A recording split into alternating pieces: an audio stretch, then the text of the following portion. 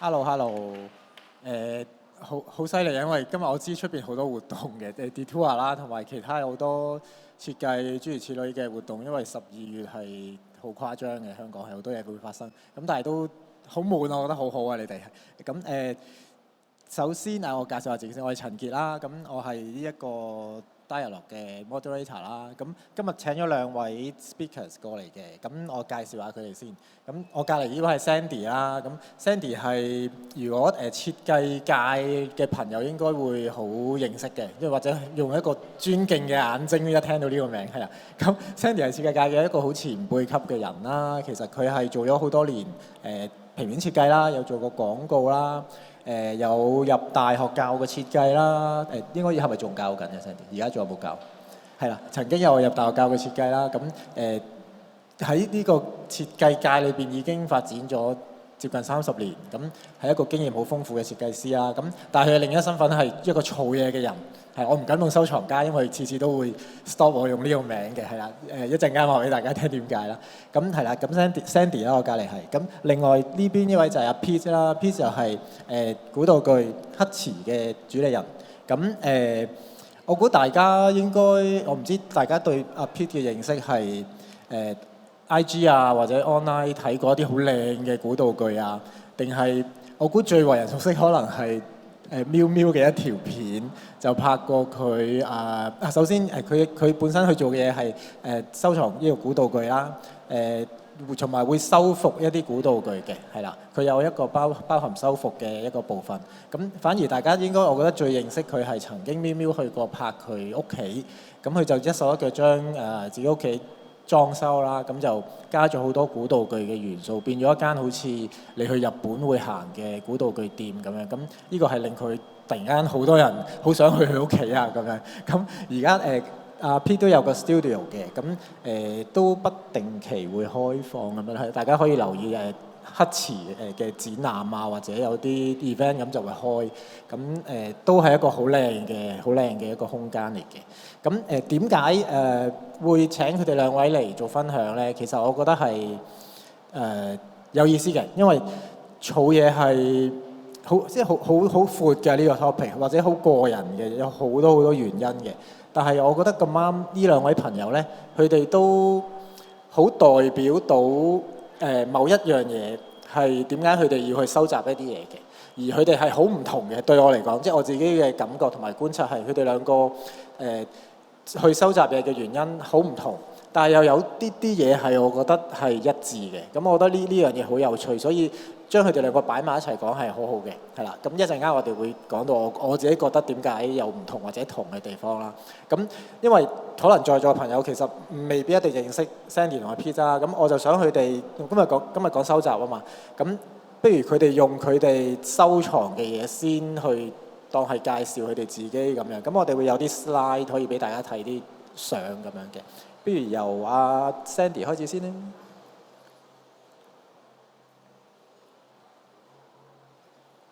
可以撳呢個。Hello。今次呢個小展覽咧，其實係 show 33件我過去好多年儲埋唔捨得掉啦。即係頭先阿 Kit 都講過啦，我成日強調我唔係收藏家啦，我係一個 graphic designer， 但係中意儲好多嘢。咁我覺得咧，每個人都會有做呢樣嘢嘅，無論你係咪 designer。咁當你keep 一樣嘢或者掉一樣嘢咧，其實你已經做咗一個選擇啊！我覺得就係亦都反映到你個人啦、個喜好啦。而咁多年呢啲物件亦都係即係可以講話係塑造咗我係一個 designer 或者做嘢嘅方法咯。咁呢個展覽嘅前身就有個 IG。咁我喺2020年2月嘅時候香港疫情開始期間呢，就開始寫 IG， 咁全部寫都係同design 有關啦，有啲係我儲埋嘅嘢啦，有啲係我哋嘅 project 啦，有啲係一啲記憶、一啲回憶，咁即係好似寫日記咁樣，但係我唔係寫當日發生嘅事，係寫返某年某月曾經發生嘅事。咁我今日而家揀咗5個pose 咧，同大家可以喺呢度分享下。OK，第一個 pose 咧，呢個係一個我認為佢係一個羊嘅動物嘅頭骨。但係冇求證係咪真係羊？點解我覺得佢係羊呢？因為呢個頭骨呢，係我當年可能係95、96年啦，做緊廣告嘅時候呢，就去紐西蘭拍廣告片、拍外景嘅時候，你知紐西蘭嗰啲landscape 係好靚噶嘛，咁啲大草原，咁喺一嚿石嘅下邊咧，發現佢呢個頭骨，我覺得好吸引我咯，唔知點解。咁但係發現嘅時候呢，佢唔係咁嘅樣嘅，佢係黃黃地色啦，又黐住啲毛啦、啲皮啦，乾咗嘅血。大家如果有睇呢個破地獄呢，即係佢哋處理屍體，我都係即刻諗起呢樣嘢。處理屍體呢，處理屍體之前嗰啲人骨係啊，就係咁樣噶啦。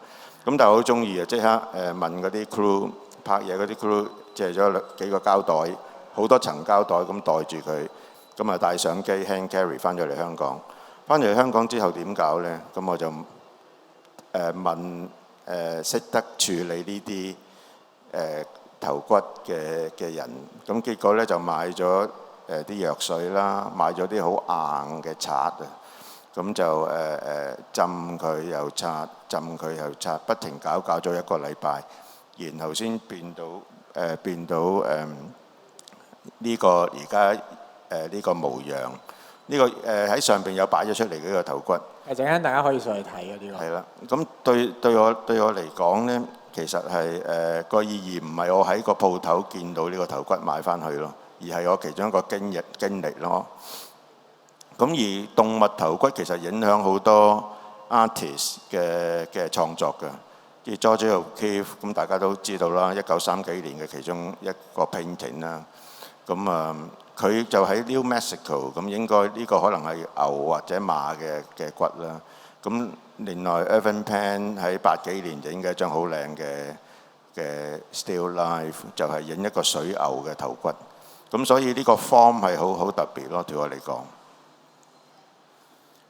其實我 interrupt 下先，唔好意思 Sandy。我第一次聽嘅時候覺得係好匪夷所思嘅，因為我冇諗過係會執一嚿骨咁樣，仲要佢唔係一個靚嘅骨啦，即係最初嘅時候有啲肉啊、血跡啊嗰啲咁樣。咁而佢講出嚟第一次同我講嘅時候，好似冇嘢，好似地下有嚿紙咁簡單咁尋常。咁我覺得好有趣呢樣嘢。同埋其實好多時咧，我覺得設計師會成日話我睇到啲乜嘢，或者我執啲乜嘢，做啲乜嘢，其實唔關設計師㗎，我自己覺得靚咋咁樣。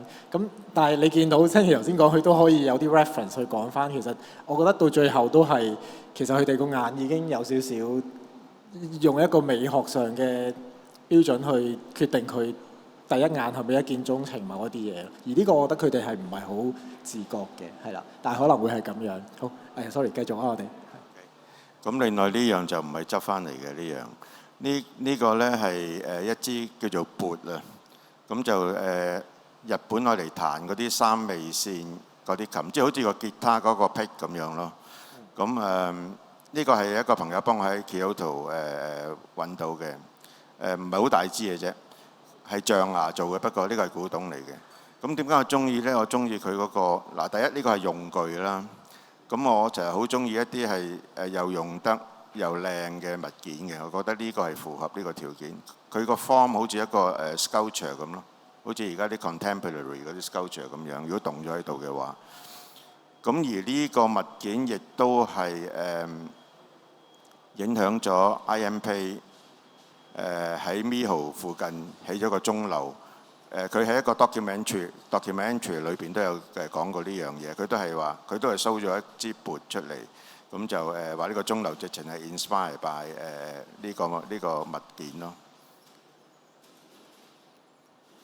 咁跟住呢架單車就冇喺上邊個展館裏邊嘅。呢個我有睇過啦，喺 Sandy 嘅 studio 度擺咗喺個 studio 嘅而家。咁呢個呢，就係我有一個朋友若干年前佢就移民加拿大。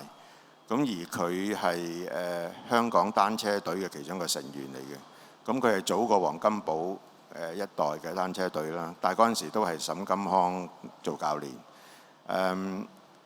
呢架車呢，佢就係移民嘅時候，佢話唔想帶走啦。佢問我想唔想要，我話當然要 keep 啦。佢有兩部，有一部由另一個朋友要咗啦。咁呢個點解我覺得咁有意思呢？對我嚟講，第一就係沈金康教練自己設計嘅，佢用啲舊單車啊，自己砌出嚟嘅一個練習單車，即係踩唔喐嘅，但係佢哋愛嚟香港隊愛嚟練習嘅。咁我收到嘅時候，其實架單車係黃色。咁我哋啲 designer 唔知點解成日中意黑色㗎嘛？你睇呢啲全部黑色。咁呢就係我就叫我同事將架車拆咗呢，就將佢噴咗做啞黑，咁就砌翻上，就一直擺咗喺個 studio。咁另外一樣我覺得有意思呢，就係呢架單車係好實在、好實用嘅一個物件，好 humble， 而係同時我覺得係反映到香港單車隊個 character。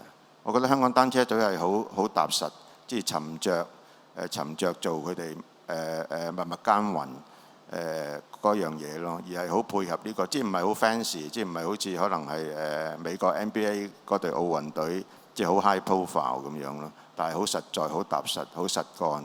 咁而我覺得呢個單車嘅形象係好啱我哋嘅香港單車隊嗰個 character 咯。咁另外呢個呢，如果任何在座 graphic designer 見到呢張一定會雙眼發光嘅海報，咁就係1964年東京奧運嘅海報啦。咁海報設計人就係龜倉雄燦啦。咁下邊嗰個字Tokyo 1964嗰個 type 呢，就係阿袁宏啦，即係兩位大師嘅合作啦。咁呢個亦都係當年東京奧運嘅 identity。咁呢張海報亦都見證咗日本喺60年代嘅起飛，即係無論喺經濟上、設計上，咁係喺 graphic design 嘅歷史嘅一頁嚟嘅，我覺得。咁另外我點解會撞到佢呢？其實即係我又唔會特登，我都有收集一啲海報，但係好少係特登去，譬如話上網揾嚟買啊咁樣嘅。咁而嗰次喺其實呢張海報係前年有一次去東京 TDC 有個展覽，咁去東京同我啲同事同埋一個日本支行嘅朋友，咁夜晚就出去食飯，喺食飯嘅對面呢，就見到一間鋪頭，咁我同事話不如入去睇下，因為佢其實係賣嗰啲舊雜誌啊、舊物啊，但係唔係好似你嗰啲咁。係好隨意嗰啲舊物嚟嘅，即係好似喺旺角咁樣。咁我話入去睇下啦，橫掂未夠鐘食飯。咁一入去呢，就居然俾我見到呢張台布喺個牆上邊。咁即刻唔使諗就收咗。因為其實呢，做一般 poster 嘅 collector 嚟講呢，佢哋未必會要呢張，因為其實好多 damage 嘅。你見到側邊係好多膠紙痕貼咗喺度嘅，即係佢曾經貼過喺呢個東京街頭。咁我覺得嗰啲膠紙痕係時間痕跡咯，所以我唔介意嗰啲痕跡咯。因為一般儲，尤其是儲 poster 嘅人，佢哋會好執着嗰個有冇摺過啊，或者個 condition 係點樣啦，所謂，因為個價值會隨住佢 condition 而有高低咁樣噶嘛。咁但係我好記得 Sandy 就係話，其實佢是但都冇所謂，因為有膠紙或者摺咗，佢覺得佢中意嘅唔係佢完美嘅狀態，係本身成件事同埋個設計，同埋你遇到佢已經係一件事，係咪？OK， 咁最後一個 pose 咧，其實係唔係一個物件嚟嘅？係一個回憶。咁係有一個俾人拒絕嘅回憶嚟嘅。咁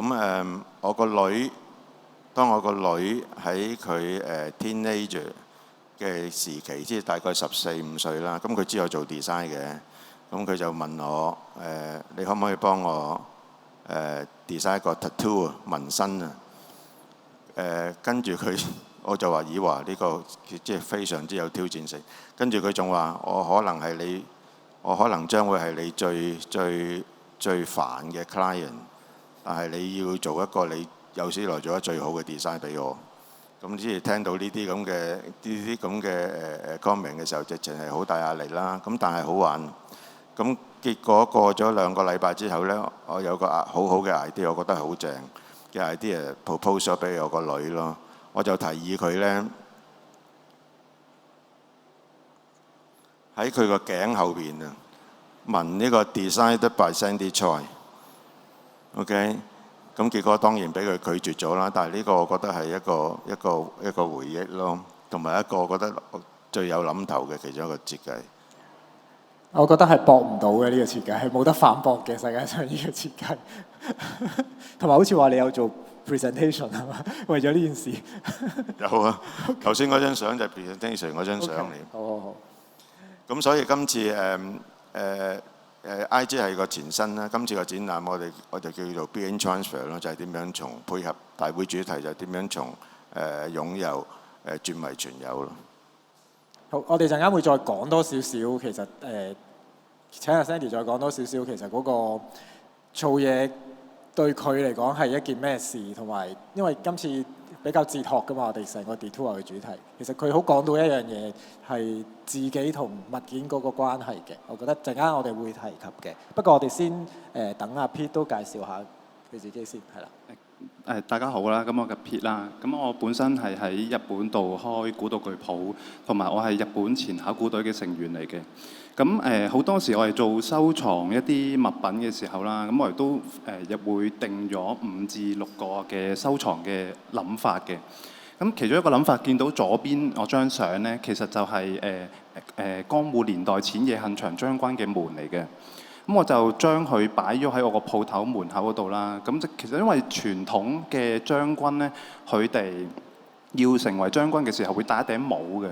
咁戴一頂帽呢，就會有2個鷹嘅羽毛嘅。然後後來呢，如果打贏個仗呢，就會將個羽毛標誌變成個交叉標誌，就成為咗武官嘅權力嘅。咁我就變咗擺咗個門口嗰個位置嗰度啦。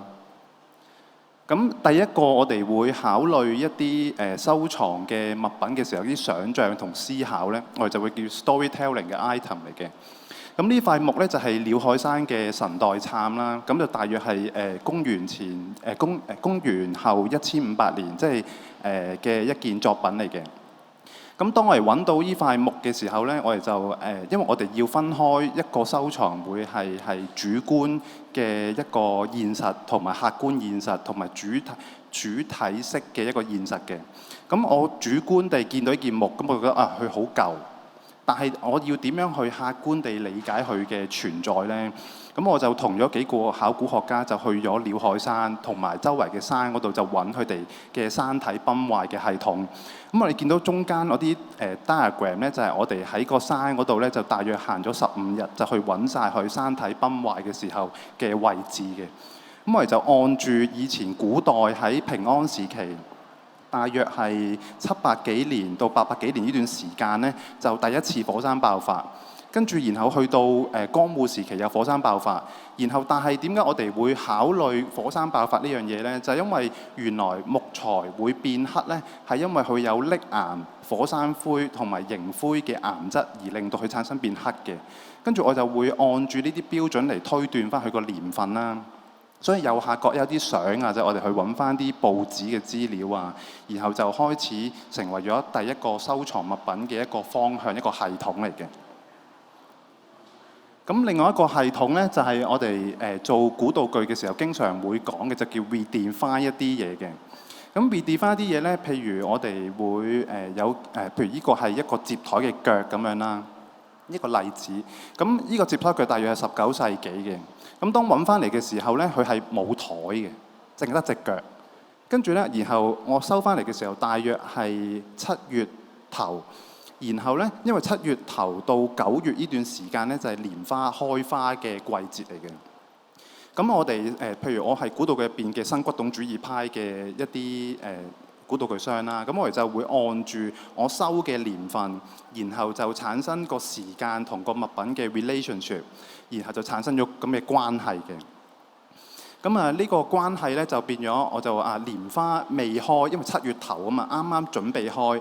咁蓮花未開嘅時候咧，個日文咧就叫做 Tsubomi 咧就係解蓮花未開嘅形態嚟嘅。咁我就將個蓮花未開嘅形態就擺咗落去個古道具嗰度，即係個台腳嗰度啦。然後就將佢 combine 咗落去一張圓台，然後就變成一張摺台。咁因為蓮花未開嘅時候，你見到個花苞啊嘛，咁蓮花開咗，將摺台冚咗落嚟，就變咗象徵將嗰個蓮花開咗嘅意識形態嘅。咁呢一個意識形態咧，喺日本就叫做新骨董主義派嘅一啲修復嘅一啲 element 啦。咁另外呢一個咧，就係最近呢3-4年咧，日本都經常出現嘅就係一啲 intersection 嘅一啲 idea 就 between 個 artist 同 user， 然後就透過個中間人去傳播。咁譬如左邊嗰張相咧，見到盞燈啦。咁我就同中村秀利本身係日本係做嘢嘅時候係一個好朋友嚟嘅。咁當我要同佢買一啲物品翻嚟，然後推廣一啲作品嘅時候，然後我就會將佢拆解咗 deconstruct 咗佢，然後再講翻俾佢聽，呢一樣嘢個結構同香港人有啲咩 relationship， 然後就去解釋翻。所以我哋會喺日本收藏一啲物品同埋一啲古物嘅時候咧，我哋都會畫晒做唔同嘅 diagram， 然後就分析佢個現在同過去嘅 relationship， 然後就講翻俾個個 client 或者個 artist 聽有咩關係，點樣出現呢啲問題啊咁樣。咁右邊嗰個咧就係我嚟做最近就係做咗個講座關於茶碗嘅。咁我就因為近呢10年到11年啦，咁我就係將古物咧大約15000件嘅陶瓷全部就切割咗去做一啲分析嘅 analysis 嘅。咁我哋就會將一個茶碗，然後就分析晒佢喺唔同年代佢嘅形態、個名同埋個關係係點樣嘅。咁呢個就係我哋成日講嘅 interaction 個唔同嘅狀態有唔同嘅關係。咁譬如茶碗啊、茶缽啊一啲古物啦，好多時我哋都會好難分嘅。即使咧有啲人做咗可能20年一啲收藏20年嘅茶碗，但佢哋都唔會明白個茶碗同個茶缽嘅 relationship。咁我就會透過一啲 diagram，然後就去解釋翻成件事。咁就喺個收藏嘅過程入邊，就多咗一重嘅關係喺入邊，令到啲人多咗理解嘅。咁第4呢個咧就幾有趣嘅。喺日本咧，其實有一個叫3R 嘅字啦，咁就係reduce、reuse 同埋 recycle 啦。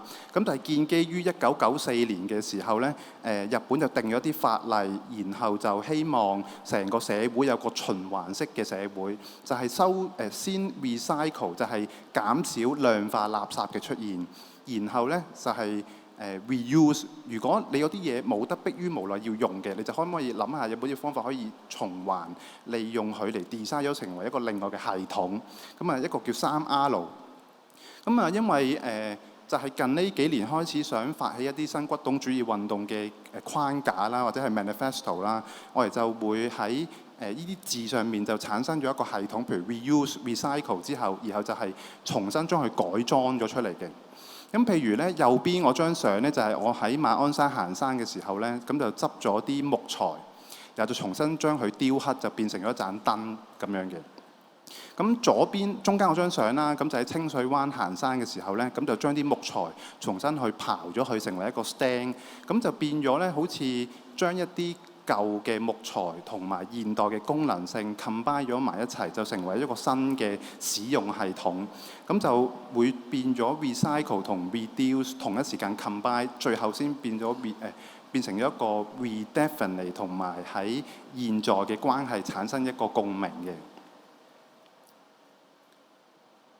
咁呢個咧就係頭先我講話，譬如話新骨董主義入邊啦，咁呢個就係個舉目嚟嘅。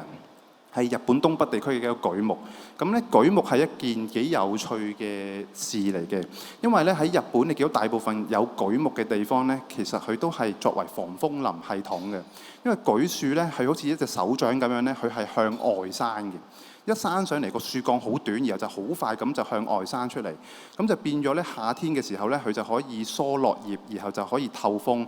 而冬天咧，因為佢成隻手咁擘大啊嘛，咁棵樹就可以擋到風，所以咧舉樹喺日本咧就叫野之大神，用嚟擋風用嘅。咁後來咧，我哋就按住翻會擋風呢個系統咧，就去森林度揾咗啲木材翻嚟，就用翻當地嘅嘢，全部用翻，譬如用咗樹嘅皮啦，用佢當地嘅泥啦，然後再去染翻呢個色。所以你見到呢個色咧，其實佢原本係新嘅木材，但係就特登去仿翻嗰個年代嘅質感出嚟嘅。咁呢度呢張相入邊咧，你見到全部顏色除咗陶瓷之外啦，同埋土器之外啦，全部都係用泥去染出嚟嘅。咁啊，用咗我哋會叫做譬如鐵煤染，係比較多日本人會認識嘅，就係將醋同埋 steel wool 揦咗成為一種顏料，就去染色啦。咁呢個咧就用咗15種嘅鐵煤，其實全部物料都可以喺惠康百佳超級市場買到嘅。咁但係就係你可唔可以想像用一啲現在或者新嘅嘢，然後將新嘅嘢變成舊嘅感覺出嚟嘅？咁譬如你見到有個高台啦，高台側邊有個灰灰地色嘅一個好似柱嘅形態嘅，咁就係用咗咧生熟石灰同埋泥水師傅用剩嘅灰揦出嚟嘅。咁其實由一個新嘅木都可以變成一件好舊質感嘅感覺嘅。咁係啦，咁一般咧，其實我哋會講一啲嘅古物咧，我哋都會去考究翻一啲物品本身佢存在個價值嘅。譬如你見到下面嘅陶器咧，其實佢係韓國李朝嘅時候傳入去日本嘅。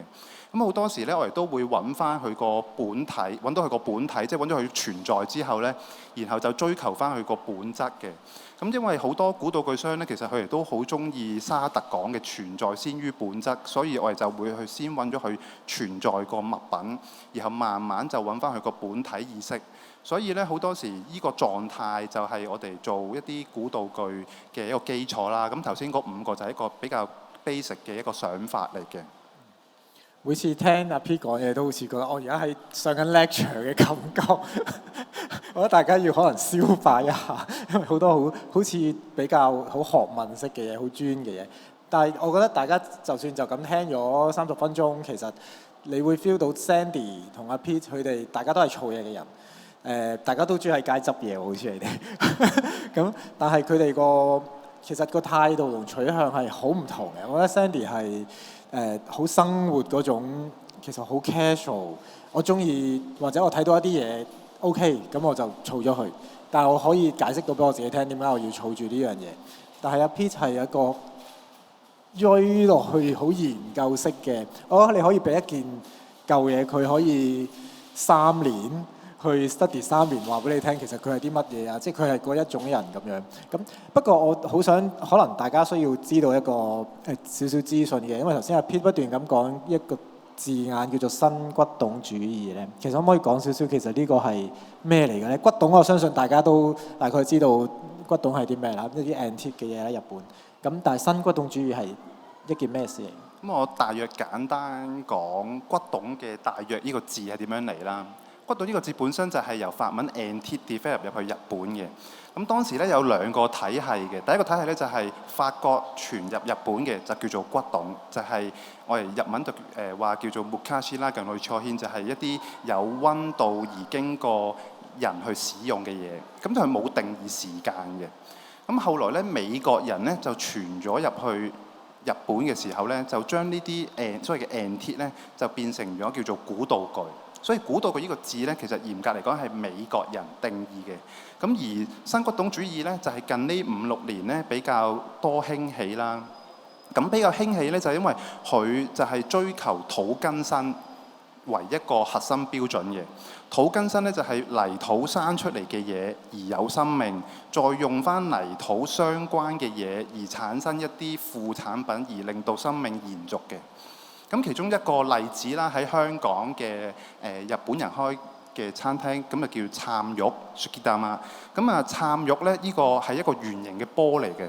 如果你去日本咧睇一啲釀酒嘅酒廠咧，你會發現佢掛咗個綠色或者啡色嘅波喺個門口嘅。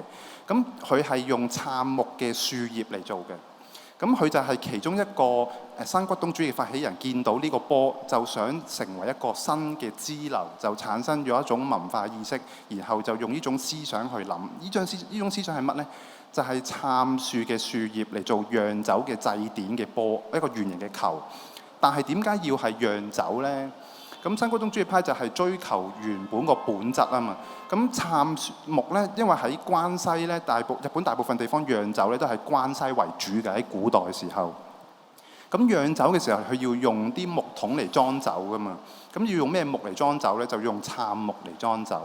但係杉木裝酒咧，就會產生咗一個好嚴重嘅問題，就係佢搖嘅時候就會產生咗雜醇油。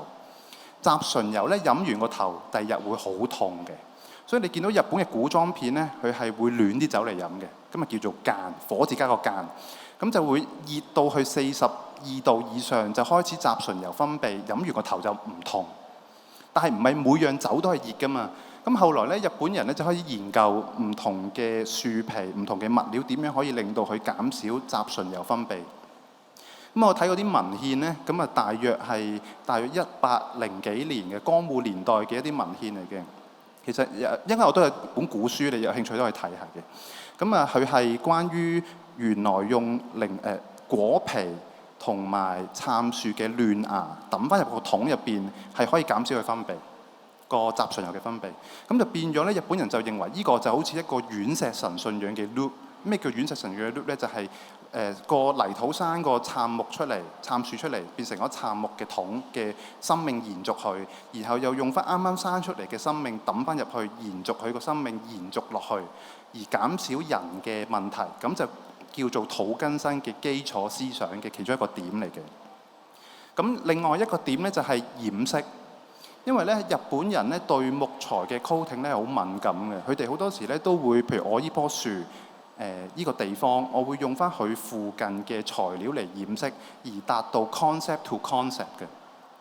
咁陣間咧，最尾咧有張相咧，我都可以應該都可以睇下，再解釋翻嗰個邏輯係點樣嘅。就係近呢幾年我就研究咗一啲木雕同埋染色嘅技法，然後就去幫一個朋友，因為我朋友喺北海道養鹿嘅，養啲哈兒鹿。咁啊，佢隻鹿過咗身之後，我就將我隻鹿過咗身，我瞓喺我嗰棵樹附近嘅木材就雕翻嗰隻鹿出嚟嘅。咁就達到咗一個 concept 同佢本身生存嘅地方成為咗一個共鳴。呢個共鳴咧就係日本人所講嘅佢個存在嘅呼應，而產生咗兩邊嘅 relationship 嘅。大約就係咁樣，因為如果再講會好深。OK， 已經好深啦，我覺得。其實咧，我成日覺得而家係一個冇專家、唔需要專家嘅年代，因為大家喺 Internet 咧好容易揾到好多資訊。但係好明顯呢位一定係一個專家嚟嘅。啱，認同係啦。所以我一開始都話點解會有呢個組合咧？其實係睇到大家嗰個性格或者着眼點係好唔同嘅，其實冇一個邊個係啱，邊個係錯，或者邊個好啲，邊個唔好啲，因為大家有唔同人生裏邊中意嘅嘢，人生裏邊想做嘅嘢。咁有個好得意就係我覺得阿 Pete 講嗰種收集咧，其實我覺得似創作多過似收集咯。根本收集只係一個其中一個點或者一個起點，其實佢碌去後邊嗰啲先至係真正佢做嘅嘢咯。咁 Sandy 嗰種就係你先睇到嗰件物件背後好多嘢，或者佢其實好多嘢係個眼睇唔到嘢嚟嘅。我甚至覺得係啦。咁而吸引到一個人，佢想擁有嗰件嘢咯。咁係咯，呢個係你哋好唔同嘅地方，係啦。同埋我上次傾偈都有講啦。其實我覺得因為有時儲嘢可能係一個舊物啦。咁舊同新其實好似一個時間嘅概念啦。咁我自己覺得feel 到少少 Sandy 係對於睇舊嘅設計有多少少敏感嘅，因為你可能工作上你專業上嘅嘢。咁但係阿 Pete 係舊點樣將佢喺而家呢個時代俾一個新嘅意義佢咧？咁樣。咁呢個可唔可以大家可唔可以分享下關於新舊之間嘅？其實我唔分新個設計新抑或舊嘅做法啦。我覺得好設計就係好設計啦，即係有啲新嘅設計係好好嘅，有啲舊嘅設計係好好嘅。因為你舊嘅設計好好，其實呢，我因為今次Select 上邊嗰個展覽呢，揀咗，即係我儲埋有啲書啊、物件啊或者海報啊。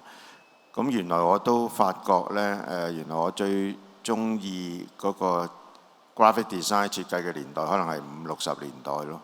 上面啲展品大部分都係50、60年代。呢個之前我冇特別為意。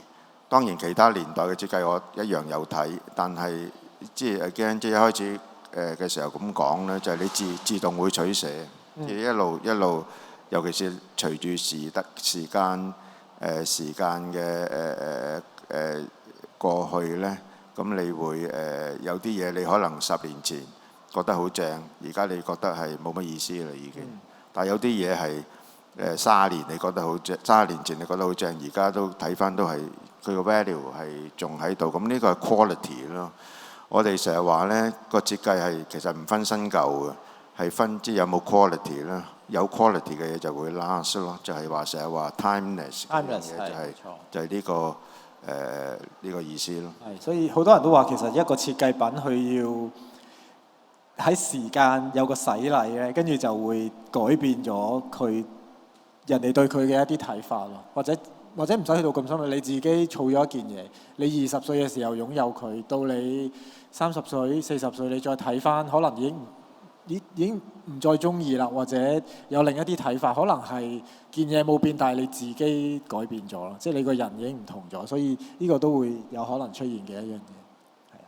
因為頭先聽到 timeless 啊，咁其實我最深印象喺疫情前啊，喺東京有個辯論呢，我覺得幾值得講下嘅，就係因為時間 timeless 咧，就一班新嘅做 design 嘅人，同埋一啲舊派嘅人啦嘅辯論啦。所謂嘅舊派嘅人就真係都幾大年紀，都嗰陣時去到近70鬆啲歲，比較退咗休，但係就加入咗去古書協會入邊做辯論。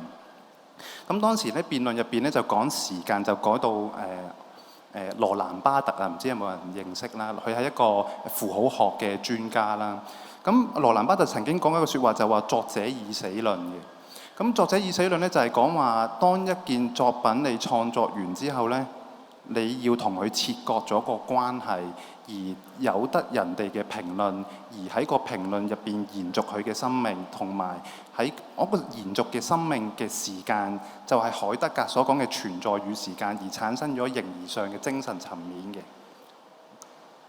即係大約就係想講嘅就係想，如果做完一個設計，而佢可以有 timeless。即係話佢可以經得起個時間上面嘅變化，而有人一路延續嗰件事落去，所以就變咗今次 Detour 個主題就係講一啲存有同埋佔有，就係講存有就係 suchness 啊嘛，就係獨特性噶嘛又，所以嗰個獨特性就可以延續一啲物品或者一啲好日常嘅嘢，而成為咗佢個時間，而令到你會覺得佢唔會好老咯嗰樣嘢。所以我覺得嗰個 timeless 係好值得去參考，要不停去睇翻唔同嘅嘢，然後令到自己個 database 夠闊，然後你就會容易創作啲嘢，會更加有深層意味喺入邊咯。亦都同時亦都等於我哋之前都有傾過呢，就係話你睇一樣嘢，即係對其他人嚟講，佢可能係一件死物啊嘛。佢就算對其他人嚟講，佢就算係一張好靚嘅凳，或者一本好好睇嘅書，但係對其他人講都係一個 object。即係但係對我嚟講係往往都我 keep 嗰啲咧，我講都有背後有個意思，係多啲嘢。雖然呢個係好 personal 嘅。咁另外就係頭先話 timeless 咧，就係好多其實所謂新嘅嘢 quality last。同時亦都影響到新嗰啲嘅做法㗎嘛，即係所謂講得老土啲叫做傳承啦。咁但係 design 其實好多範疇都係咁樣啊。even 你音樂都係嘛，設計係藝術都係，即係你係一個傳承落去嘅exercise 嚟嘅。不過我覺得好深刻就係同兩位傾偈咧，我因為我自己都會儲嘢，你哋在座都會儲嘢噶嘛，可能只係程度上嘅唔同，大家儲多儲少咁樣。但我發現原來佢哋兩個咧會做一樣嘢係整理自己儲咗啲乜嘢。其實呢個係原來係呢個先係重點咯，我發覺你儲乜都好啦，你儲幾多都好啦，但係你原來一路都冇去整理佢嘅話咧，其實可能俾你嘅啟發係唔大嘅，即係可能就係一堆物件擠咗屋企，就咁就完咗。但係 once 你去整理咧，其實係你會有啲嘢睇到出嚟嘅。譬如 Sandy 就好強調嗰啲東西係反映緊你自己啦。其實但係呢個係你需要用可能100件歸納出一個原來我喺度儲緊呢啲嘢喎。點解我會儲呢啲嘢？點解我會中意呢啲嘢？其實佢就係因為佢哋係你咯。即係我覺得呢個好似好哲學嘅嘢，但係其實係好真嘅。你要嗰件嘢，你唔捨得掉，就因為其實佢就好似一塊鏡咁咯。你喺裏邊睇到你自己某一啲嘢，所以你先要咁執着唔去放棄佢，唔去掉咗佢，或者唔去轉贈咁樣。咁所以呢個整理係一件事嚟嘅。咁亦都因為譬如講翻 Sandy 個 case 啦，佢開咗 IG， 其實個 IG 本身所有嘅 update 嗰樣嘢都係一種整理，同埋我覺得本身 IG 都好似一個 exhibition 咁樣，就係展出翻佢平時生活上有嘅一啲東西啦咁樣。而佢嘅認真程度係佢每年會將佢出嗰啲 post 咧係會印咗一個書仔嘅。咁上面個展覽係冇展出到呢個，我覺得一定要展出嘅其實，但係深刻冇啦。咁但係我係好有幸得到咗呢個已經今年出第5本係咪應該會？下個月第5本啦，係啦，做咗4本。逢年尾就會出一本。今年我做過嘅 IG post， 我覺得呢度每個人都有 IG 係咪？你哋冇可能會做呢件事啦。咁 Sandy 就會每年年尾印一本咁嘅書仔，裏邊咧就係佢出過嘅 post 咯，一啲相，跟住排咗版，自己印係啦咁樣。咁我覺得呢個係雖然我話佢嘅態度係好 casual 嘅儲嘢，即係純粹好個人。但係佢都有好認真呢一面，就喺年尾係表露出嚟，就係佢會印咗一個書仔。同埋 Sandy 可唔可以講下點解咁細本嘅？呢個都有原因嘅，好似慳紙啦，第一樣係因為要揾紙行 sponsor 嘅。係咁第二樣呢個 size 咧就同我之前啱啱換咗之前嗰部手機iPhone 嘅 SE 啊，即係其實嗰部好正嘅。真係好唔捨得，好細，係即係等於 iPhone 5、iPhone 4、iPhone 5嗰個 size， 即係一隻手揸晒咧。係嗰個咁嘅 size。所以呢個度都係設計師眼中最完美嘅一個度，所以去到尾都係關設計師嘅，我覺得只係你點樣去演繹出嚟咁樣咯。咁呢啲書每年會印500本啊嘛，好似係嘛？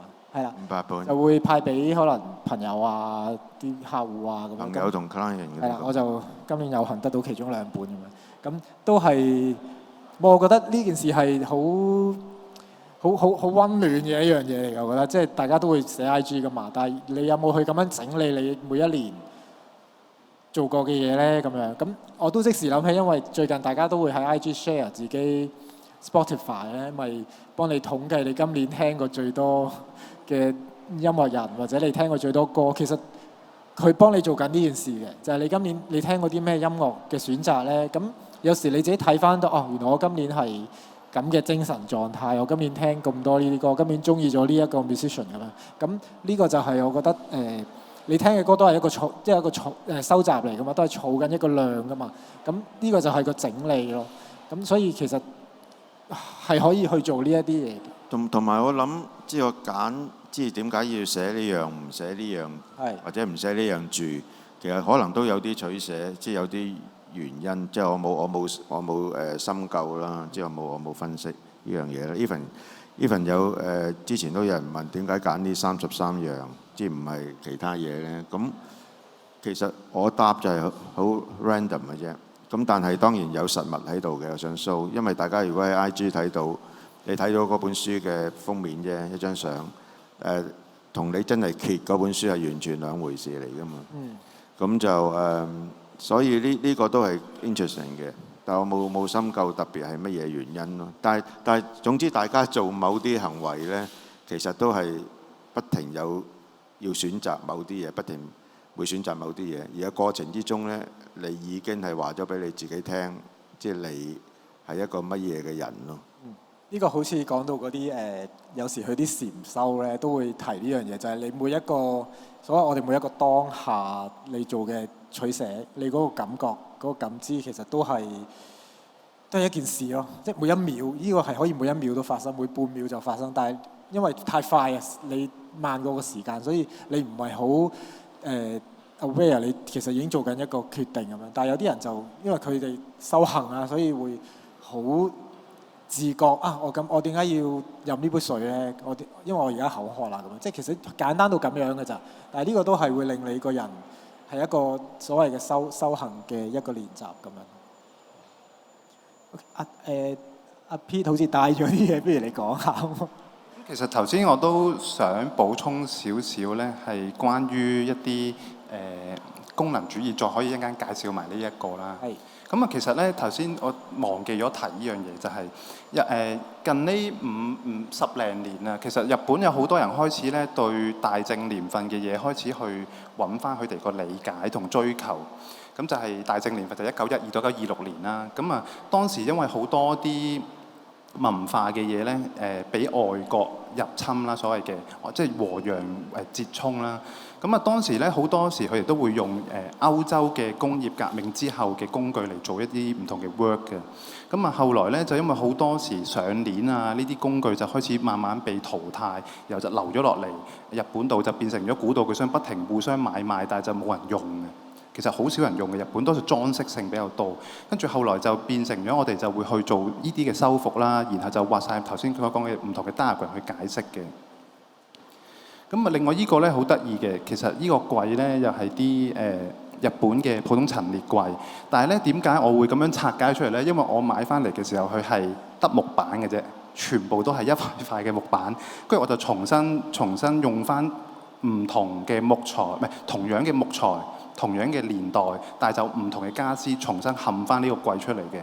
而你見到下面嗰4粒呢，其實我就係想混合到一啲亞洲嘅文化，就用咗清朝時候嘅象棋啊，咁就 combine 咗埋一齊。因為咧，有陣時我頭先講話收藏一啲物品嘅時候咧，當時我哋都會保留咗一啲功能性上面嘅嘢，然後將一啲可能冇咁重功能性嘅嘢，或者係冇咁象徵意味對自己象徵意味重嘅嘢就抌咗去。咁但係我哋倒翻轉咧，就會將一啲人哋認為冇乜用嘅嘢，就成為咗功能嘅存在，就係其中一個頭先冇提嘅新古董主義派嘅其中一個想法嚟嘅。咁啊，另外去到頭先講話一啲大約嘅收藏啦，咁呢一個咧其實係我一路都好中意嘅一個作品嚟嘅。咁佢就係一個佛雕師，然後做完出嚟。咁幫邊一個人做咧？原來係幫伊達政宗嘅將軍嘅後人做嘅。咁啊，後來咧就發現原來係江戶年代咧，佢係1826年民政9年嘅時候嘅。我揾翻嚟嗰陣時覺得好神奇嘅，佢下面咧仲係寫住個大名個名啦，個佛雕師個名啦，同埋佢係為咗邊一個人做，而佢亦都係混合咗日本嘅佛教意識喺入邊嘅。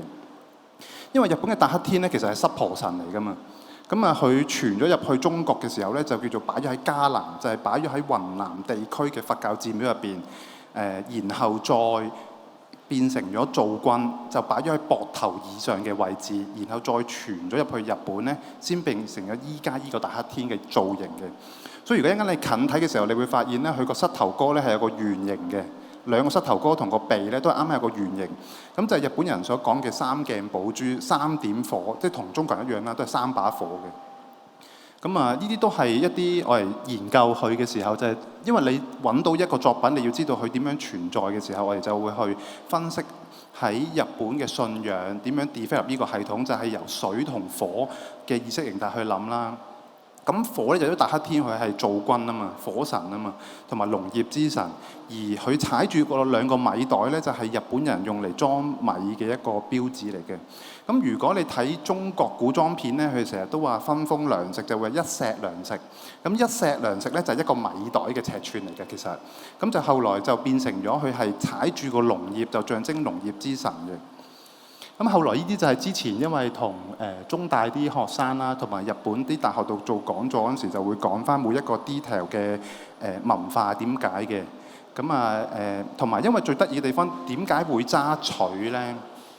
因為錘嘅日文同土係同一個發音嘅，所以咧佢就係揸住個錘，然後踩住喺個泥土上面，而踩住泥土上面生出嚟嘅米就係米袋，就係頭先講嘅土根生概念嚟嘅。咁全部嘢個意識形態係貫通到嘅。咁三鏡寶珠就係嗰個火焰標誌啦，就係法華經塔頂同底嗰粒火焰寶珠嚟嘅。咁就純粹係象徵天地人、日月星同埋個腦嘅思想嘅。咁呢個就頭先我講嗰個北海道嗰個養蝦兒鹿個鹿角啊。咁個鹿角咧就係我朋友養隻鹿咧脱落咗落嚟嘅。咁當時隻鹿咧就喺棵栗子樹側邊，即係 Chestnut Wood 嗰度就過咗身啦。咁我就用咗嗰棵樹問咗嗰個主人，嗰個農園嘅即係我個朋友啦個主人，就係切咗棵樹落嚟，然後就用翻嗰棵樹嚟雕翻呢隻鹿，係一模一樣個樣嘅。咁而你見到佢下面咧個鹿嘅下面有嚿凹凸嘅木嘅，咁嗰嚿咧係柳嚟嘅。咁點解要用個柳嚟做 stand 咧？因為柳木咧其實係日本或者係地震大嘅地方咧，或者係容易有真菌感染嘅區域咧，先會有柳木嘅出現嘅。因為日本係地震大啦，佢啲樹木咧個地殼不停夾咧，而令到佢受到真菌感染咧，就會生啲柳出嚟保護自己嘅。咁因為嗰棵樹咧就生咗柳，然後我就發現，咁就可以將嗰個柳同棵樹就變成咗由下而上嘅 development。我係先得到最上面嘅鹿角，然後就由棵樹嘅樹身到樹根，然後就用翻成個系統，就變咗由上而下，咁就變咗成件事就可以貫穿咗件事咁樣咯。咁就純粹係一個情緒嘅表達啦，咁就可以透過舊物而產生咗一啲意識形態。嗰個意識形態就係我個朋友對鹿嘅想像，而我睇完張相之後，同埋睇完佢寫咗篇日記之後，我就將呢個想像就成為咗件作品，然後就將佢用翻嗰度嘅泥土嘅泥，然後再用鐵煤去染咗呢個色。所以你會發現呢個鹿角同個底個根咧係接近一樣色嘅。其實我係有處理過個木材嘅色澤啦，咁就變咗就可以按翻泥土生出嚟嘅概念，就混合翻落去個木材嗰度，就全部嘢係由一棵樹同個泥同埋個鹿曾經生存嘅泥土上面就產生共鳴咁解嘅。咁呢個就係我呢兩件作品，就係我比較咁多年嚟都係比較最中意呢兩件作品咯。一陣間都可以過嚟望下嘅，如果有興趣。不過要小心啲喎，大家。我見到呢個鹿，我發覺聽阿 Pete 講嘅嘢好留心。係啊。Otherwise 你會錯過咗好多。就 lecture 咯，所以我係啊，完全係 lecture。我見到呢個鹿頭，我係諗起 Sandy 嚟個 studio 嗰隻狐狸，因為嗰日佢 studio 見到有隻狐狸喺度，我以為係啲毛公仔之類咁，好真嘅。跟住佢話唔係，呢個係標本，動物標本咁樣咯。但係件事係你朋友原本你想要烏鴉係咪？我有一次我個朋友喺巴黎嗰啲標本賣標本嗰啲地方咧，係好正嘅，即係做嗰啲標本咧，咩嘢動物都有。咁我有一次佢去巴黎，咁我想叫佢幫我買一隻烏鴉。我覺得烏鴉好型咯，即係黑色係咪？因為設計黑色。咁啊希治閣咁樣啊 bird。咁佢就翻嚟話俾我聽揾唔到一隻好樣嘅烏鴉。咁佢咧本身都有幾件嘅。咁佢話不如你攞呢隻狐狸去擺下先啦。咁我話好啊。咁一路擺到而家。我覺得好好笑，因為人哋明明玩烏鴉，但係我有隻狐狸，你擺住先啦咁樣。咁但係你又擠咗喺一個好靚嘅位咁樣，一入到去就第一眼 spot 到係隻狐狸咁樣。係啊。因為頭先我聽到烏鴉咧，又係幾有趣。啱啱諗起一個日本嘅故事，就係唔知大家有冇睇過？有少少偏離少少嘅，就係《鬼滅之刃》啦，入邊有隻烏鴉嘅。咁咧入邊其實隻烏鴉咧個原始型咧，其實係8尺鳥，神武天皇隻信鴿嚟嘅。所以咧，你會發現入邊所有嘅人嘅名咧，同埋數字咧，係歷史故事嚟嘅。譬如入邊有個人叫產屋夫，產屋夫就係出雲大社嘅本名嚟嘅。佢下面有9條柱嘅，所以咧，你會發現個洞畫入邊有9個柱，而8尺鳥咧，因為古代叫9柱8間，8間就係8尺鳥，所以係先有人，然後有信息，然後成為咗故事嘅開始。呢個咧就叫做就頭先我講嘅主觀現實、客觀現實同埋主體式嘅現實嘅主體式現實嘅一個支流。主體式現實咧就係一有故事之後，然後就產生咗件事嘅延續啊嘛。所以有陣時咧，你會睇到譬如有啲人中意一啲烏鴉或者中意某啲動物，然後其實佢個背後嗰個意義，如果你連埋個歷史，佢可以好複雜。但係又你揾你自己興趣而投入翻落去。當你認識咗個歷史，你睇個動畫，你就發現入邊有好多好有趣嘅文化啊，或者係舊物啊。點解個男主角要用土葬屋企人？原來大正年份唔可以土葬，所以佢哋係非人半人。所以第一次見到隻鬼嘅時候做西裝，就係大正年份就啱啱脫離土葬嘅文化嘅開始。所以就會有呢種咁嘅意識形態入邊嘅。所以如果你多咗嗰個想像，而再產生文化，再收藏物品，你會對成個故事上所有文化嘅嘢都會多啲意識形態喺入邊咯。因為香港冇美學教育啊，所以咧我哋要從歷史同唔同嘅文化，從收藏、從了解，然後再發展成為你自己嘅本體，就係你嘅獨特性，就係你嘅存在嘅意識形態，就係咁樣嚟咯。係咯，我就諗好好，因為阿 Pete 講咗一樣嘢就係，我都呢幾年成日都講我係寫城市嘅一個人啦。咁我都係不斷重複，就係你無論物件又好，城市空間、建築個起點就係你對佢有冇好奇先咯。只要你溫死一好奇，你慢慢畫耐啲，就畫到啲得意嘅嘢出嚟，然後你就會知點解自己同佢好似中間有個接通到嘅原因喺邊度咁樣咯，唔係淨係話我覺得佢好靚，其實一個靚字有時係有好多嘢喺後邊，只不過你冇去發掘出嚟咯。靚只係一個純粹好主觀嘅感覺，但係一定有嘢解釋得到嘅，我覺得。係啊。頭先阿 Pete 講嗰個係個 identity 咯，係。無論一個城市又好，一個人又好，一間公司又好，個係個 identity。即係譬如話你香港起間乜嘢嘅圖書館，你保留一啲乜嘢冇拆到嘅，咁都係形成咗香港個 identity 噶嘛。好似 Sandy 你儲啲紙幣都係，我記得你話紙幣就係一個城市賣廣告，你想有啲乜嘢俾人哋睇到，就放喺個紙幣嗰度去散出去推銷你自己個地方啦。你睇唔同國家嘅紙幣設計都反映到個國家嗰個，我又唔可以講話係個水準啦，而係嗰個。唔係嗰日你好直接過。OK， 係即係一個好直接反映到個國家嘅 character。即係因為呢啲其實係第一係個政府嘅 decision 啦。係。咁第二就係嗰個有機會設計紙幣個設計師嘅氛圍啦。咁就所以呢個係一個幾 interesting 嘅，係啊。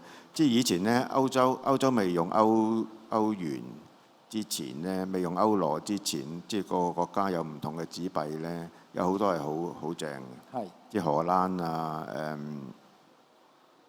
瑞士啊、瑞士法郎係好靚咯。咁就even 法國咧，有陣時有啲紙幣都好有趣味性，即係佢會擺小王子喺嗰個紙幣嗰度噶嘛。咁呢啲就係逐漸形成嗰個國家嗰個 identity 咯。亦都係人哋可能第一樣接觸呢個地方，用佢個紙幣就原來。呢個城市係咁樣嘅，呢個國家係咁樣嘅，咁都係一道門咁樣啦。我覺得係啦。好，我見到呢個鐘已經轉咗色啦，咁其實應該係個時間開始就快冇啦。咁但我哋都有個可能少少嘅 Q&A 嘅環節，大家如果有難得有機會兩位喺度可以想問佢哋嘢嘅話，就可以而家把握機會問。同埋一陣間我哋完咗咧，其實Sandy 會上去佢5樓嘅展覽，就係有個33件東西咧。頭先都有講過其中一啲嘅，亦都有一啲呢度冇特別提到嘅一啲藏品啦。咁可以一陣間跟住 Sandy 上去睇咁樣嘅。但係如果而家有問題想問，可以問咗先。尤其是阿 Pete 喺度，係啦。大家係咪仲消化緊頭先啲資訊？我都覺得有海量資訊聽咗咁樣，好似要抄筆記咁樣。但係唔緊要嘅，因為其實兩位都有佢哋嘅 IG 啦。咁阿 Pete 有 studio 可以有時不定期開放啦，可以留意下啲展覽啊，或者一啲 sharing 啊諸如此類。咁都可以自己用自己渠道再請教佢哋一啲關於收藏嘅嘢啊，或者古道具啊諸如此類嘅嘢。好，咁今日多謝大家嚟聽呢個 dialogue。咁係啦，今年嘅 Detour 其實仲有好多，我覺得係我哋叫做啦所謂好內在嘅一啲設計啦。咁係要我覺得靜靜地一個人睇係可以睇好耐嘅，所以大家陣間行下呢個 blog 啦，同埋呢個地面有唔同嘅 work 啦，大家去參與喺嗰件作品，用下佢，同埋再諗下佢想你諗啲乜嘢啦，因為好多都係會擺個 question 俾大家去思考自己嘅人生同埋生活咁樣嘅。好多謝大家。